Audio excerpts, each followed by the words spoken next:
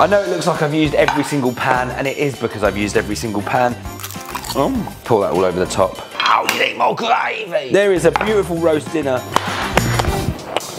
Okay. There's a dog going mental, don't worry about it, we're all right. I've got a sore throat, but we're gonna get through this. I'm gonna start this one first off by saying we're gonna do a roast dinner. It's not gonna have all of the trimmings, but what we're gonna do is talk about timings and how to perfect things and all that kind of jazz-majazzle. So, let's get the old whiteboard out. Actually, before we do that, let's put all this to one side. I'm gonna get the chicken in, because I've got a mate coming over in an hour and a half. He's a vegan, and he probably doesn't want to see a chicken. Right, so what I'm gonna do, just stick a bit of veg, doesn't have to be anything too fancy. This is gonna be what we call like the sacrificial veg, which is gonna help us make a nice sauce later on, because we're gonna do a bit of a cheat, but we're also gonna do a little bit of Okay, so we're gonna obviously roast a chicken. Just gonna do a little bit of this. I normally keep a chicken pretty simple. Stick something up internal, helps let the old steamy do the job. Just hide a bit of butter underneath its skin. Push it down. Does this hurt the chicken is what most people say. Absolutely. Screaming in pain. So, little mini trivet, very simple. Little bit of oil, a little bit of salt. Everyone can do that, right? It's gonna take about an hour. So that goes in. Right, let's get the old board in.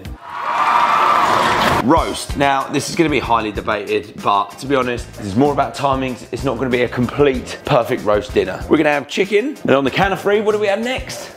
Potatoes. And then what else have we got? We've got cauliflower, so we do a cauliflower cheese. We've got some carrots. We've got a cabbage. We've got a sweetheart cabbage. Leeks. We need a gravy. Now, things I'm not going to do, which you can do, which don't really involve any kind of real timing, is stuffing. Everyone knows how to open up a packet and make a stuffing. Do I make my own stuffing ever? No. Do I use that brand that sounds like an old car? Yes, I do. Oh, something that doesn't go over chicken roast, but I bloody love them. Yorkshire pudding. So if there's anything else that I've missed, I'm really sorry, but we're not gonna do it. In terms of timing, so if you've got a small oven, I've got a big oven, but I'm only gonna try and use half of it just to sort of mimic what we've got. Chicken needs to go in. Now the timing that we need to think, because anything else that's gonna go into the oven is gonna go in as soon as that chicken is sort of 3/4 of the way cooked, okay? You're gonna have, say, one level, say chicken's taking up this much space, you're gonna have like one level of cooking space. So the potatoes are gonna need most of that, so they can go in sort of halfway, 3/4 of the way cooking, and then we figure out the rest. So once that comes out to rest, which is the important time we have, residual cooking temperature, resting time, we've got this whole space to put things like the cauliflower cheese and the carrots and any other stuff we think of. Yorkshire puddings, right? So we're just gonna slowly make our way through this. It's gonna be slowly, it's gonna be very fast, and then we'll eat things. Wonderful. Go on, mate. So, first things first, what we need to prep is some potatoes. So roast potatoes, very simple, but people tend to get them wrong. I mean, I'm not gonna tell you that you're doing them wrong because I'm not that kind of guy, but you're doing them wrong potentially. I like to keep my roast potatoes big. The reasons I do this is, one, if you have a big potato, it gives you less, or it gives you more wiggle room to get it completely fucking wrong. Like if you leave your potatoes in the water and they boil over, mate, you've got so much more chance of them staying together than you do if you cut them small. I'm literally just gonna whack these in half like this. And then I've got a pan of water at the back that is just about simmering. It's just gonna go in there with a bit of salt. All we wanna do with potatoes is just soften the edge, okay? We're not cooking all the way into the internal, we're just softening the edge. Potato skins, don't waste them. Have they been washed? No. Do I really care? No. All we're gonna do, a little bit of oil, a little bit of salt, mixy mix, pop them in the oven, it's a little snack. So, time to think about other things. Now, what do we need to prep? We're gonna do a cauliflower cheese. I'm probably gonna wash this cauliflower, to be honest, because it does actually look a bit weird and a bit bummy. There might be a few animals and critters in there, but I'm just gonna prep it. Run your knife round, keep the leaves. This stemmy bit, chop that up like that. These leaves, collect them all together. Any of the bigger ones, just sort of clunk through the middle. Any of these other ones, just try and split that main vein. And then the cauliflower, just stick your knife in and just pop, pop. I'm probably gonna do half a cauliflower, but use the stem because it normally gets left behind. Right, chuck this into here. I'm just gonna give this a quick wash. Veggies. Now, a great way to impart flavour into a cauliflower cheese is to roast this. So we've still got that one layer while the chicken's in there. Very simple. Cauliflower and a little bit of salt. Okay, so now the oven is occupied. We have no more space in the oven. Time to move on to some other things. We can prep things like this cabbage. I'm gonna do this very simply. This can be done right at the last minute, but all I'm gonna do, pop that core out and then just gonna shred this down nice and fine. And then we're gonna use techniques that I always talk about, blanch and refresh. Blanch something, refresh it in ice cold water, then you can just reheat it nearer the time. Have a little container. Keep reminding yourself, this is why I always talk to myself when I'm cooking, What have you got going on? Chicken's in the oven, forget about potatoes. How are you? They're just boiling. These things you can save, not for a stock, but for a veggie demi-glace or something like that, because it's too bitter to go in a stock. Leek. I'm actually just gonna split these right down the middle. Take the top off, split down the middle. They're all right. So it's all about getting things ready to go in the oven. These leeks, I'm literally just gonna roast them. A little bit of oil, a little bit of salt, set to one side. Job done. Carrots. Right. So there was another carrot. When did he go? Carrots, I'm not even going to peel, I'm not even going to do anything with. I'm going to stick them in with the potatoes because all I want to do is just take the edge off of them. Very simple. We need to make a bechamel. Let's make a bechamel. So, pan, simple. Pretty much 50-50 butter and flour. Give it a little mix, control the heat. You're basically looking for like a wet sand kind of consistency. Then your garlic, just going to chop it up really roughly. In you go. So the first bit of a roast is quite frantic, trying to get everything ready. And then you can kind of sit back and relax and go, oh, what do I need to do? Oh, I'm not gonna be able to do Yorkshires. Right, you can do a bechamel with double cream, right? Fuck it. There's no backing down now, we don't know where we're going. I reckon I'll be able to pinch a bit of this milk. Right, you stay there. So for the old Yorkshire pudding recipe, all you need is same amounts of milk, egg and flour. So I've got a little bit of milk left, great. Okay, that's going, that's going, that's going. So, Yorkshire puddings, let's do it while we're here. If you've got 3 glasses that look exactly the same, congratulations. If you don't panic. Right, it's the same amount of flour, eggs, 1, 2, 3. Okay, so Yorkshire pudding mix.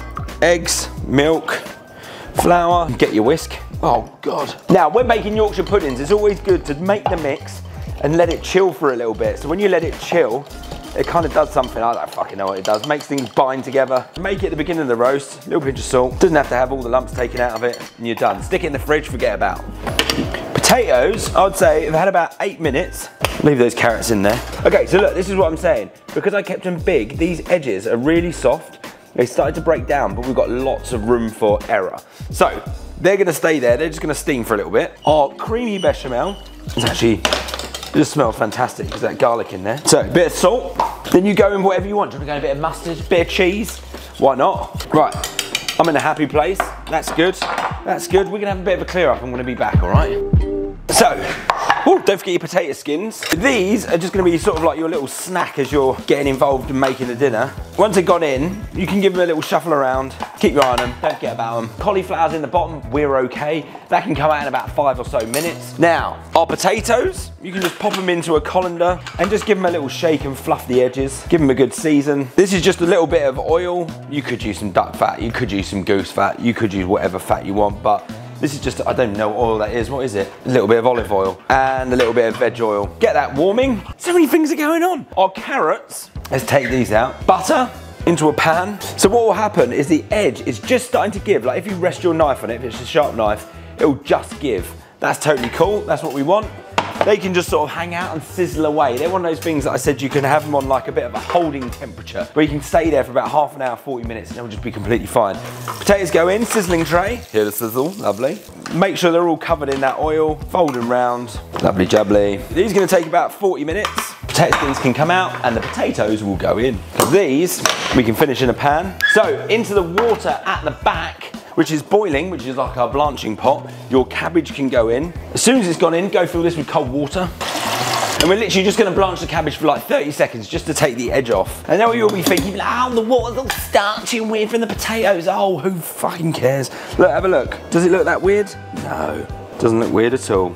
Cabbage, as I said, we're literally just taking the edge off it because we're gonna warm it up later. Blanch, refresh. But what I'll do is I'll just turn that water off just in case I think I need it. But the cabbage is out, carrots are done. That is the manic 15-20 minutes of prep that needs to get going, and then it's just a case of managing it now. So we're gonna pause there, have a bit of a refresh, and I'll come back when we're doing stuff. Bye-bye. God, the weather is like apocalyptic at the minute. I was like, oh, it's a lovely day, and all of a sudden it's like, thunderstorm clouds and everything.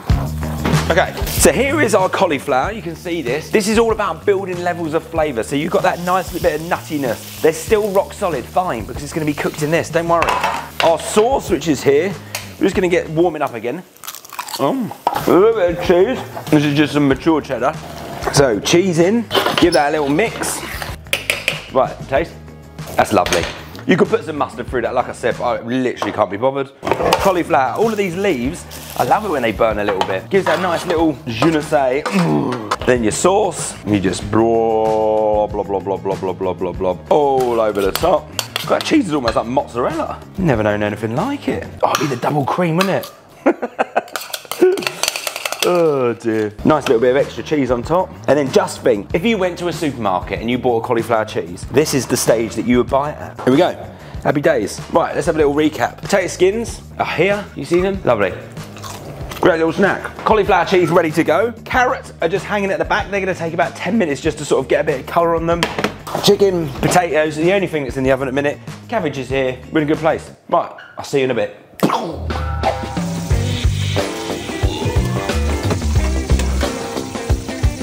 Classic thing, everyone panics when doing a roast dinner that the meat ain't cooked. So, get yourself a temperature probe, stick it in there. So, anything over 72 degrees is totally fine. That is 78 degrees. Take that little baby out and leave it to rest. People worry about that getting cold. It's not going to get cold. Cauliflower cheese is now going in. We've got about half an hour, I reckon, until everything needs to be ready. So these are the potatoes. Oh, can we see? So all I've been doing is just turning them every 10 to 15 minutes. They can probably stay in there for about another 10, 15 minutes before they start to go a little bit too crispy. So now we've got a free thing. Leeks, they can go in. Fantastic. Over here is just the carrots. So the carrots, as I said, are soft. The butter's in. Just going to put a little bit of oil in there, and then we're just going to get those going, because all we need to do is get a little bit of colour on those, and we're in a good place. So let's make a gravy. I've got some of this. I got a stock cube. That's gravy done. I mean, if you want to roast bones and do all of your own gravy, absolutely. But Daddy's not going to have time to do it today, and a stock cube is just as good. And how do you elevate a stock cube? You get all of this lovely juice from the old bird. So we can take this off. Got all of this and get this all in here. Have I got any white wine? Get that on there.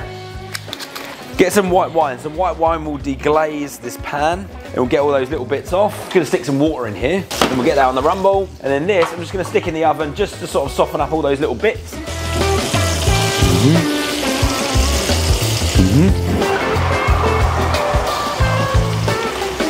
There we go. So we're under control at the minute. Everything's on. We're just going to relax for a little bit, and we'll be back in a bit. Bye. Okay, we've lost the top camera. The top camera ran out of battery. So spuds, looking good. Almost there. What I'm going to do is I'm actually going to reuse this oil, just because it's only had potato in it. This is for the Yorkshire puddings. And then that can just pop back in the oven. Going to put it down the bottom. Just don't know why. Going to get a bit more oil in this one. This is definitely going to overflow.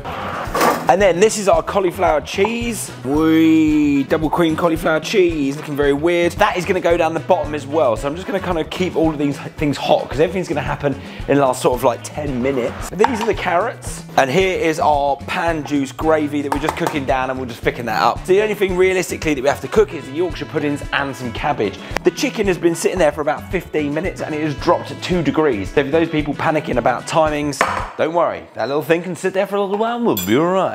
Let's get our Yorkshire puddings. So as soon as your Yorkshire pudding mix goes in, I would say you have got 15 minutes to get everything together. So what we'll do, get the Yorkshire puddings in and then we'll come back. Don't touch them. Don't touch them, 15 minutes, just look through the window. Right, we'll be back while that charges up so we can see stuff. Okay, this has been a bit bonkers in my head. So I just want to show you, this chicken has now been here for about 30 minutes. It is still warm. It is reading 68 degrees on the old chicken temperature. Still loads of time, it's still going to be nice and warm. The only thing we need to heat up now is the cabbage. So, a bit of butter, cabbage. The water was already pretty salty, I tasted it. So it's only going to need a little touch more salt. It says, and we'll just put that over here. Now the carrots, as you can see, they've literally just been rolling around there for about 30 minutes. Super low heat, butter. I'm just gonna finish that with a little bit of honey when we're ready to go. Dirtiest screen ever. But the Yorkshire puddings have risen. The leeks are good. The cauliflower cheese is perfect. And the potatoes are rocking down the bottom. We're gonna give the Yorkshire puddings about another 5 minutes, which gives us time to finish our gravy. I know it looks like I've used every single pan, and it is because I've used every single pan. That's what roast dinner's all about. I had a taste of this, and that wine was absolutely revolting. It was so sour that we're gonna have to balance it to get this out, because everyone will be like, oh, zero waste. Oh. So you can thicken this in a couple of ways. Do you wanna thicken this with corn flour? Yes, maybe. Do you wanna thicken it with normal flour? You do whatever you want. So it's got a nice chickeny flavour, but I tell you what, it does feel a little bit acidic. So just a tiny little bit of sweetness will kind of like help balance that out. So give that a little mix. I'm going to be really lazy. I'm just going to put a little bit of corn flour through. Now you could make a little slurry, which is where you kind of like mix it with water so you don't get any lumps. But to be honest, if you give it a little whisk, which I haven't got, you won't get any lumps, and that should thicken up nicely. Cabbage is on. Right, Yorkie puds, 2-3 minutes off, and then we'll come back. Right back. Okay, we have reached the penultimate point of the day. Carrots, I'm just gonna give a little bit of the old hot honey. The cabbage, she is warm. Our gravy is thickened up. She's lovely. You see that? I reckon what we'll do is we'll slice the chicken. So easiest way is just to sort of get inside here, and then you'll just see these joints right down the bottom. Get your hands involved. Give it a little pop. And then for the old breast, just go down, pop in, fill the breastplate, nuzzle round, go round, round, round, round, round. If you want to slice it, slice it. There's a leg, might as well have a leg. Cabbage, just simply buttered, salted, big fat fudgy carrots. So you've seen me do these a million times before. I've done them with other finishes. You could do them with a bit of cumin. Our Yorkshire poodles, our leeks, roast potatoes, and a cauliflower cheese. Beautifully roasted roast potatoes, maybe, just a touch over. And then again, to finish the leeks, just a little bit of honey, a little bit of sweetness in there. They've already been salted. It's such an easy win. Everybody loves a bit of greenery. Yorkie pea on the side, and a bit of your weird cauliflower cheese, because I use double cream. Lovely bit of your gravy. Oh yeah. Pour that all over the top. I know what you Northerners will be saying. Oh, you need more gravy. Look, serve it a little jog on the side. There you go. There is a beautiful roast dinner. Hope that helped with the timings. It's all about ensuring things that can go in for a little bit, things that can be held at a certain temperature, and things that need a bit of last minute heat. You know it all tastes amazing. Chicken, Yorkie pud, roast potato.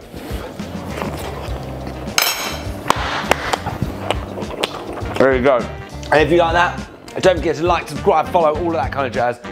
Thanks again for tuning in. My head hurts thinking about that one. Got interrupted a lot. But it's tasty.